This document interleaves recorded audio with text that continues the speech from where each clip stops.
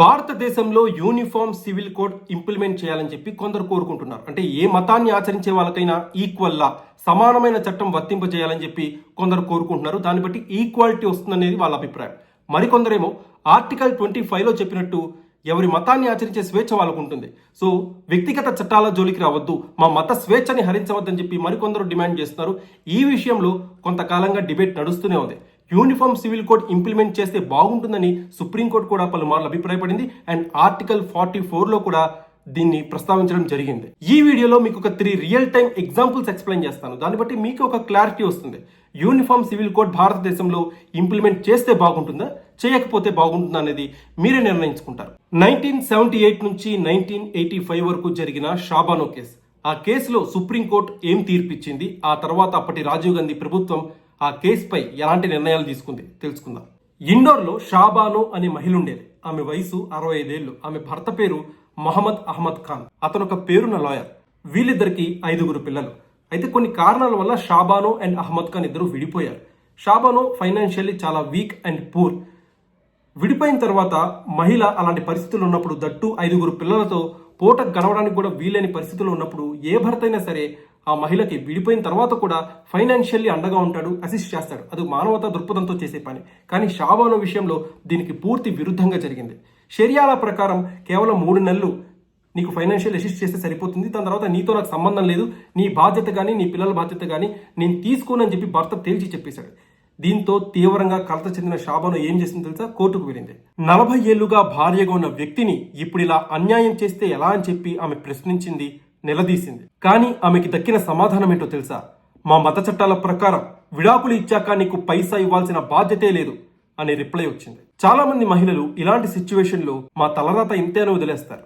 కానీ షాబానో ఏమాత్రం తగ్గలేదు. ఆమె కోర్టుకు వెళ్ళింది. 1985లో సుప్రీంకోర్టు ఒక సెన్సేషనల్ వర్డిక్ట్ ఇచ్చింది. సుప్రీంకోర్టు ఏమందంటే, మీరు ముస్లిం అయినా హిందూ అయినా అసలు ఏ మతానికి చెందిన వారైనా సరే విడాకులు ఇచ్చాక భార్యకి గడవడానికి ఆధారం లేకపోతే భర్త ఖచ్చితంగా మనోవర్తి చెల్లించాలి. ఎవరు దీనికి అతీతం కాదు అని చెప్పి సుప్రీంకోర్టు తేల్చి చెప్పేసింది. కానీ అసలు కథ ఇక్కడే మొదలైంది. దేశంలో పెద్ద ఎత్తున ముస్లిం పెద్దలు బయటకు వచ్చి మా చట్టాల్లో, మా వ్యక్తిగత షరియా చట్టాల్లో సుప్రీంకోర్టు ఎందుకు జోక్యం చేసుకుంటుందని చెప్పి పెద్ద ఎత్తున ఆందోళనలు, నిరసనలు చేపడితే దాంతో మైనార్టీ ఓట్ బ్యాంక్ ఎక్కడ వాళ్ళకి దూరం అయిపోతుందని చెప్పి కాంగ్రెస్ గవర్నమెంట్, రాజీవ్ గాంధీ ఏం చేశారంటే పార్లమెంట్లో ఒక బిల్ పాస్ చేశారు. అదేంటంటే ఇద్దత్లా. షరియా లా ప్రకారం 3 నెలల వరకే ఫైనాన్షియల్లీ భార్యకి విడిపోయిన తర్వాత అసిస్ట్ చేస్తే సరిపోతుంది భర్త. దాని తర్వాత భర్త భార్యకి ఎలాంటి డబ్బు ఇవ్వవసరం లేదు, మనోవర్తి చెల్లించాల్సిన అవసరం లేదు. ఇది ఆ లా, ఇది ఆ చట్టం. పార్లమెంట్లో రాజీవ్ గాంధీ తీసుకొచ్చిన చట్టం అయితే ఇది. దీంతో సుప్రీంకోర్టు ఇచ్చిన తీర్పు పూర్తిగా నీరు గారిపోయింది. సో ఇది షాబానో స్టోరీ. న్యాయం కోసం పోరాడి గెలిచినా కానీ మళ్ళీ మన రాజకీయ నాయకులు ఆమెకి ఆ న్యాయాన్ని దూరం చేసేశారు. షాబానోకి న్యాయం దూరమైంది. కానీ అప్పుడే దేశమంతా కూడా ఒకే చట్టం అమలు చేయాలి అనే నినాదం కూడా ఊపందుకుంది. అదే యూనిఫామ్ సివిల్ కోడ్. ఇంకో ఎగ్జాంపుల్ చూద్దాం. ఒకటి మధ్యప్రదేశ్ హైకోర్టు ఇచ్చిన తీర్పు, మరొకటి కేరళ హైకోర్టు ఇచ్చిన తీర్పు.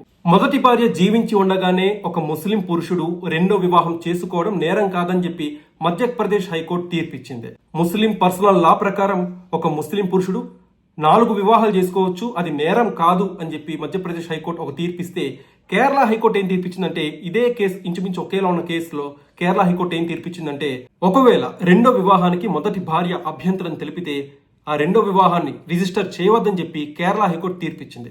సో ఈ 2 కేసుల్లో 2 హైకోర్ట్స్ ఇచ్చిన తీర్పుని మీరు గమనిస్తే 2 కూడా కంప్లీట్ విభిన్నంగా ఉన్నాయి, 2 కూడా డిఫరెంట్గా ఉన్నాయి.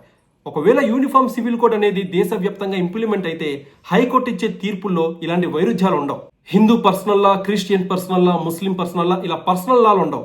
దేశవ్యాప్తంగా ఒకటే లా, ఒకటే చట్టం, అందరికీ సమానమైన న్యాయం జరుగుతుంది. రైట్ నౌ ఈ యూనిఫామ్ సివిల్ కోడ్ ని ఉత్తరాఖండ్ రాష్ట్రంలో స్ట్రాటజికల్లీ ఇంప్లిమెంట్ చేశారు. అక్కడ సత్ఫలితాలు కూడా ఇస్తుందని చెప్పి ప్రధాని మోదీ పేర్కొన్నారు.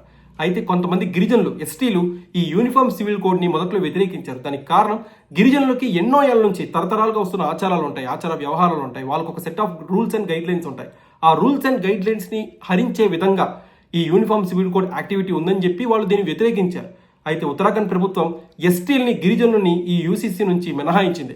వాళ్ళ rules and set of guide lines వాళ్ళు పాటించవచ్చు. యూనిఫామ్ సివిల్ కోడ్ అనేది ఎస్టీలకి మాత్రమే మినహాయించబడుతుంది, వాళ్ళొక్కలే ఎక్సెప్షన్ అని చెప్పి ఉత్తరాఖండ్ ప్రభుత్వం ఒక నిర్ణయానికి వచ్చింది. ఫర్దర్ గా అప్కమింగ్ ఎలక్షన్స్ లో వెస్ట్ బెంగాల్ గనక బీజేపీ గెలిస్తే అక్కడ కూడా యూసీసీని ఇంప్లిమెంట్ చేస్తామని చెప్పి అమిత్ షా ఆల్రెడీ ప్రకటించారు. సో మెల్లగా ప్రతి రాష్ట్రంలో ఈ యూసీసీని ఇంప్లిమెంట్ చేద్దామని చెప్పి బీజేపీ గట్టిగా ప్రయత్నిస్తోంది. కానీ సౌత్ ఇండియన్ స్టేట్స్ లో యూసీసీని ఇంప్లిమెంట్ చేయడం అంత ఆషామాషి విషయం కాదు. ఎందుకంటే సౌత్ ఇండియాలో కేరళ కావచ్చు, తమిళనాడు, ఆంధ్రప్రదేశ్, తెలంగాణ ఇక్కడ మైనారిటీ వర్గాలు కాస్త బలంగా ఉంటాయి. ఇక ఆంధ్రప్రదేశ్ లో యూసీసీని ఇంప్లిమెంట్ చేయడం చాలా కష్టం. ఎందుకంటే right now AP government target అమరావతిని క్యాపిటల్ రీజియన్ ని డెవలప్ చేయడం, కేంద్ర ప్రభుత్వం నుంచి ఫండ్స్ రాబట్టడం, వరల్డ్ బ్యాంక్ నుంచి ఫండ్స్ రాబట్టడం, ఇదంతా కూడా ఈ పనుల్లో ఏపీ గవర్నమెంట్ పూర్తిగా నిమగ్నమైంది. ఇలాంటి పరిస్థితుల్లో ఏపీలో యూసీసీ కనుక ఇంప్లిమెంట్ చేస్తే మైనారిటీ వర్గాల నుంచి పెద్ద ఎత్తున నిరసనలు వచ్చే అవకాశం ఉంది. సో అది శాంతి భద్రతలకి, లా అండ్ ఆర్డర్కి కాస్త విఘాతం కలిగించే విషయమే. ఒక పక్కన ఇన్వెస్టర్స్ ని ఆకర్షించే ప్రయత్నాల్లో ఉన్న గవర్నమెంట్ కి డీల్ చేయాలనే విషయమే అవుతుంది. సో అందుకని ఇలాంటి సెన్సిటివ్ విషయాల్ని రైట్ నౌ ఏపీలో ఇంప్లిమెంట్ చేయడం కరెక్ట్ కాదని చెప్పి నారా చంద్రబాబు నాయుడు కూడా భావిస్తున్నారు. ఇక తమిళనాడు అండ్ కేరళ ఈ రెండు కూడా సెంట్రల్ గవర్నమెంట్ ఏం తెచ్చినా కానీ ఫస్ట్ నుంచి అపోజ్ చేస్తూనే వచ్చాయి. తమిళనాడు అండ్ కేరళలో మైనారిటీ వర్గాలు పెద్ద స్థాయిలో ఉన్నారు. ముస్లింలు కానీ, క్రిస్టియన్స్ కానీ ఈ ఏరియాలో, ఈ రాష్ట్రాల్లో చాలా ఎక్కువ మంది ఉంటారు. యూసీసీని కనుక ఈ రెండు రాష్ట్రాలు ఇంప్లిమెంట్ చేస్తే క్రిస్టియన్స్ అండ్ ముస్లిమ్స్ నుంచి పెద్ద ఎత్తున నిరసనలు వచ్చే అవకాశం ఉంది. అండ్ యూసీసీ వల్ల పాపులేషన్ కూడా కంట్రోల్ చేయవచ్చు. కొన్ని మతాల వ్యక్తిగత చట్టాల ప్రకారం ఎన్ని వివాహాలను చేసుకోవచ్చు. ఒక వ్యక్తి 3-4 పెళ్లిళ్ళు చేసుకుంటే పాపులేషన్ ఎలా పెరుగుతుందంటే ఫస్ట్ భార్యకి 3 పిల్లలు కావచ్చు, రెండో భార్య 2 పిల్లలు, మూడో భార్య 4 పిల్లలు, ఇలా దగ్గర ఒక పురుషుడికి 10 మంది పిల్లల దాకా వచ్చే అవకాశం ఉంటుంది. కానీ యూసీసీ కనుక ఇంప్లిమెంట్ అయితే ఒక వ్యక్తి ఒకే వివాహమే చేసుకోవాలి.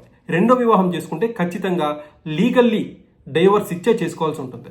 సో కొన్ని మతాల ఆచారాల ప్రకారం 3-4 వివాహాలు చేసుకోవడం పూర్తిగా రద్దవుతుంది. అండ్ మహిళలకు కూడా ఆస్తుల్లో సమాన వాటా దక్కే అవకాశం కూడా ఉంటుంది. ఒక రకంగా యూసీసీ ఇంప్లిమెంట్ చేస్తే ఎక్కువ బెనిఫిట్ పొందేది ఎవరు తెలుసా? మహిళలు. అంతేకాదు భారతదేశంలో కూడా సెక్యులరిజం మరింత పెరుగుతుంది. అందరికీ ఒకేలా, అందరికీ ఈక్వాలిటీ అన్నప్పుడు ఆ ఈక్వాలిటీ అనే దేశంలో పెరిగి తప్పు చేస్తే ఎవరికైనా ఒకే శిక్ష పడుతుందనే భయం ఉంటుంది. కోర్టులు కూడా కాస్త వేగవంతంగా తీర్పిచ్చే అవకాశం ఉంటుంది. కొన్ని విషయాల్లో కోర్టులు కూడా పర్సనల్ లాస్ కూడా వెతికి చూసి దాన్ని బట్టి తీర్పు ఇవ్వాల్సి వస్తుంది. దాన్ని బట్టి తీర్పు అనేది చాలా వరకు డిలే అవుతుంది. ఇలా కాకుండా యూసీసీ కనుక వస్తే కోర్టులు కూడా చాలా వేగవంతంగా తీర్పిచ్చే అవకాశం ఉంటుంది. దీంట్లో ఇంకో పర్స్పెక్టివ్ కూడా ఉంది. కొంతమంది రెండో వివాహం, మూడో వివాహం చేసుకోవాలంటే హిందువులు ఎస్పెషల్లీ వాళ్ళు ఏం చేస్తున్నారో తెలుసా? తమ చట్టాల ప్రకారం, హిందువుల ప్రకారం రెండో వివాహం చేసుకోవడం నేరం కాబట్టి దట్టు డైవర్స్ ఇవ్వకుండా వాళ్ళు ఏం చేస్తారంటే మతం మారిపోతున్నారు. ఇస్లాం మతంలో కన్వర్ట్ అయిపోతున్నారు. ఇస్లాం మతంలో కన్వర్ట్ అయిపోయి ఈ మతం ప్రకారం రెండో వివాహం చేసుకోవడం లీగలే కదా అని చెప్పి ఇలా మతం మారిపోయి వాళ్ళ యొక్క రెండో పెళ్లి ఆకాంక్షను తీర్చుకుంటారు. సో ఒక రకంగా ఈ మత మార్పిడిని కూడా యూసీసీ అనేది అడ్డుకుంటుంది. So finally uniform civil code వల్ల బెనిఫిట్స్ అయితే చాలా ఉన్నాయి. మహిళలకి భద్రత కలుగుతుంది. కానీ కొన్ని మతాల వాళ్ళు ఏమంటున్నారంటే ఇది మా స్వేచ్ఛకి విరుద్ధం, మా వ్యక్తిగత చట్టాలని హరించడమే అని చెప్పి వాళ్ళు పేర్కొంటున్నారు. సో ఇది పెద్ద డిబేటబుల్ ఇష్యూ. అందుకే సెంట్రల్ గవర్నమెంట్ కూడా దీన్ని అన్ని రాష్ట్రాల్లో కూడా ఇంప్లిమెంట్ చేయలేక వాళ్ళు ఎంచుకున్న రాష్ట్రాల్లోని ఇంప్లిమెంట్ చేయడం జరుగుతుంది. అందుకే ఉత్తరాఖండ్ లో ఇప్పుడు సక్సెస్ఫుల్ గా ఇంప్లిమెంట్ చేయడం జరుగుతుంది. వన్స్ వెస్ట్ బెంగాల్ లో బీజేపీ కనుక గెలిస్తే అక్కడ కూడా యూసీసీని తెచ్చి వేరే రాష్ట్రాలకి ఒక ఎగ్జాంపుల్ గా చూపించే ప్రయత్నం అయితే సెంట్రల్ గవర్నమెంట్ చేస్తుంది, వెస్ట్ బెంగాల్ అండ్ ఉత్తరాఖండ్ ని. సో ఇదండి యూసీసీ పై నా బ్రీఫ్ అనాలిసిస్. మీరే అనుకుంటున్నారు? యూసీసీ దేశంలో ఇంప్లిమెంట్ చేస్తే బాగుంటుంది అనుకుంటున్నారా, లేకపోతే బాగోదు అనుకుంటున్నారా? మీ అభిప్రాయం ఏంటో కామెంట్ సెక్షన్ లో పంచుకోండి.